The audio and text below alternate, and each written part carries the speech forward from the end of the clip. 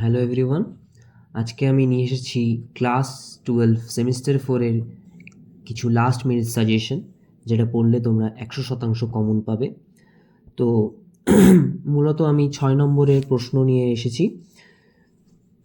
এই প্রশ্নগুলো যদি পড়ো তোমরা, তাহলে পরীক্ষায় প্রায় 100% কমন পাওয়ার চান্স আছে। আমি কিছু প্রশ্ন বোল্ডে লিখে দিয়েছি। এই প্রশ্নগুলো হচ্ছে সবার জন্য, যারা কিছুই এখনো পড়োনি বা কিছুই পলিটিক্যাল সায়েন্স সম্বন্ধে জানো না, কিন্তু পরীক্ষা তোমার সামনেই। তো এই বোল্ড প্রশ্নগুলো সবাইকেই পড়তে হবে। আর কিছু বাকি প্রশ্নও দিয়েছি যেগুলো বোল্ডে নেই, তো সেইগুলো যারা অলরেডি এই বোল্ড প্রশ্নগুলো পড়ে নিয়েছো তাদের জন্য। এর অ্যান্সারও আমি আলোচনা করেছি অন্য একটা ভিডিওতে, সেটা তোমরা দেখতে পারো, ডেসক্রিপশন বক্সে তার লিঙ্ক দেওয়া থাকলো। চলো শুরু করা যাক। তো প্রথমেই আসি আইআর বা আন্তর্জাতিক সম্পর্ক।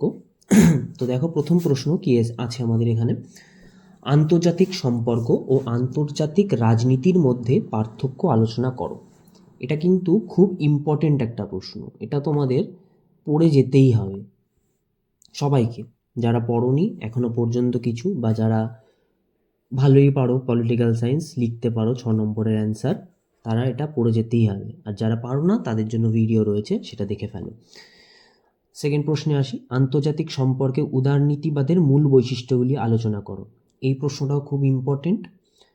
আর 3 নম্বর প্রশ্ন, উদারনীতিবাদের মূল বৈশিষ্ট্যগুলো দেখে নাও। আন্তর্জাতিক সম্পর্কে উদারনীতিবাদের মূল বৈশিষ্ট্য আর উদারনীতিবাদের মূল বৈশিষ্ট্য দুটোই খুব ইম্পর্টেন্ট, কিন্তু দুটোর উত্তর কিন্তু সম্পূর্ণ আলাদা। সম্পূর্ণ না, কিছুটা আলাদা। তো পরের প্রশ্নে যাই, 4 নম্বর, আন্তর্জাতিক সম্পর্কের বিকাশের ধারাগুলি সংক্ষেপে আলোচনা করো, বা যেটাকে আমরা বলবো আন্তর্জাতিক সম্পর্কের বিবর্তন আলোচনা করো। দুটো একই প্রশ্ন। 5 নম্বর প্রশ্ন, আন্তর্জাতিক সম্পর্কের ক্ষেত্রে আদর্শবাদ এবং বাস্তববাদের তুলনামূলক পর্যালোচনা। এটাও খুব ইম্পর্টেন্ট প্রশ্ন, তোমাদের এই 5টা প্রশ্ন পড়ে যেতেই হবে, এটা খুব ইম্পর্টেন্ট। এখান থেকে তোমাদের দুটো প্রশ্ন এসে আসবেই, দেখে নাও। এই 5টা প্রশ্ন তোমাদের পড়তেই হবে। এর উত্তর আমি দিয়ে দিয়েছি অন্য একটা ভিডিওতে, সেটা চাইলে দেখে নিতে পারো। সম্পূর্ণ উত্তরই দেওয়া আছে, ওটা তোমরা পড়ে গিয়ে পরীক্ষার হলে লিখতে পারো সরাসরি। তো আসি 5 নম্বর। 6 নম্বর প্রশ্ন দেখে নাও, আন্তর্জাতিক সম্পর্কের বিকাশে আন্তর্জাতিক সংগঠনগুলোর ভূমিকা লেখো। এই 5টা প্রশ্ন যারা পড়া হয়ে যাবে, তারপরে যারা আরও বেশি পড়তে চাও, আরও বেশি নাম্বার তুলতে চাও, তো তাদের জন্য থাকলো আন্তর্জাতিক সম্পর্কের বিকাশে আন্তর্জাতিক সংগঠনগুলির ভূমিকা, মার্ক্সবাদের মূলনীতিগুলি। আমি বলবো তোমরা এই প্রশ্নটাও পড়ে যাও, তোমাদের পরবর্তীকালে অনেক কাজে লাগবে। বাস্তববাদ সম্পর্কে মর্গেনথাউয়ের বিশ্লেষণ আলোচনা করো। মর্গেনথাউ একজন রিয়ালিস্ট বা বাস্তববাদী পলিটিক্যাল বিশ্লেষক। তো তোমরা চাইলে এটাও পড়ে যেতে পারো। তোমাদের যদি এই প্রশ্নের উত্তরগুলো যদি তোমরা না পারো বা চাও যে একটু হেল্প দরকার, তো আমাকে জানাতে পারো কমেন্ট বক্সে। তো নেক্সট আসি আমরা বিশ্বায়ন বা গ্লোবালাইজেশন। গ্লোবালাইজেশনের এই প্রশ্নটা আমি অনেক জায়গায় দেখলাম। 1991 সাল থেকে ভারতের অর্থনীতিতে বিশ্বায়নের কী প্রভাব বর্তমান পরিস্থিতিতে, সেটা পর্যালোচনা করতে বলেছে। এর উত্তর আমি দিয়ে দিয়েছি ওই ভিডিওতেই, দেখে নাও। বিশ্বায়নের মূল বৈশিষ্ট্যগুলো, বিশ্বায়নের মূল বৈশিষ্ট্য ওখানেই দেওয়া আছে, দেখে নাও। এগুলো, এই প্রশ্নগুলো কেউ মানে কেউ ছাড়বে না, এই প্রশ্নগুলো পড়ে যাবেই যাবে। এই প্রশ্নগুলো যদি পড়ে না যাও, পরীক্ষার হলে কমন পাওয়া কিন্তু খুব মুশকিল। দেখো, মাত্র এখানে প্রথম বিভাগ থেকে 5টা প্রশ্ন, পরের বিভাগেও ওরকম 4-5টা, তৃতীয় বিভাগেও ওরকম 4-5টা। তো এই প্রশ্নগুলো পড়ে যেতেই হবে, এর কম পড়লে পরীক্ষার হলে কিন্তু সমস্যায় পড়বে তোমরা। তো আসি 1 নম্বর, 2 নম্বর, 3 নম্বর, 4 নম্বরে আসি, বিশ্বায়ন কিভাবে বিশ্বকে অর্থনৈতিক, রাজনৈতিক ও সাংস্কৃতিক ক্ষেত্রে প্রভাবিত করেছে তা মূল্যায়ন কর। দেখে নাও এই প্রশ্নটা পড়তে হবে। উন্নয়নশীল দেশগুলোর পরিবর্তনশীলতায় বিশ্বায়নের নেতিবাচক প্রভাবগুলি আলোচনা করো। এই প্রশ্নটাও খুব সুন্দর, এই প্রশ্নটা পড়তেই হবে তোমাদের। এই প্রশ্নটার সাথে মিলিয়ে আরেকটা প্রশ্ন তোমাদের আছে, বিশ্বায়ন কি সাম্রাজ্যবাদের নতুন নাম, আলোচনা করো। এই প্রশ্ন দুটোর উত্তর অনেকটা একই রকম, আবার একটু পার্থক্যও আছে। যদি জানতে চাও আমাকে জানিও যে তোমরা জানো না, আমি লিখিয়ে দেবো তোমাদের। আর তারপরে আসছে ভারতীয় তথ্য প্রযুক্তি শিল্প বিশ্বায়নের ফলে কীভাবে বিকশিত হয়েছে সেটা আলোচনা করতে বলছে। 7 নম্বর প্রশ্ন, বিশ্বায়নের পক্ষে ও বিপক্ষে যুক্তিগুলো। এটা কিন্তু খুব ইম্পর্টেন্ট, ভাইটাল প্রশ্ন, এটাও তোমাদের পড়ে যেতে হবে। এই 5টার পর এই একটা পড়ে যাও, তাহলেই এনাফ, 100% কমন পাবেই পাবে। 8 নম্বর প্রশ্নে আসি, বিশ্বায়নের রাজনৈতিক প্রভাব ব্যাখ্যা করো। ভারতের উপর বিশ্বায়নের অর্থনৈতিক প্রভাব, ইকোনমিক এফেক্ট কি বলছে ভারতের উপর পড়েছে গ্লোবালাইজেশনের।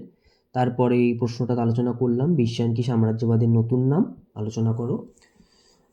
হয়ে গেল এখানে এই 5টা প্রশ্ন দেখে নাও, 1 নম্বর, 2 নম্বর, 3 নম্বর, 4 নম্বর, 5 নম্বর, এই 5টা প্রশ্ন। আর যদি বিশ্বায়নের পক্ষে ও বিপক্ষে যুক্তিগুলো আলোচনা করো যদি তোমরা পড়ে যাও, তাহলে যে কোনো ধরনের প্রশ্ন আসলেই তোমরা উত্তর লিখতে পারবে। এবার আসি তৃতীয় বিভাগে। এখানে আছে হচ্ছে সুপ্রিম কোর্ট, হাইকোর্ট,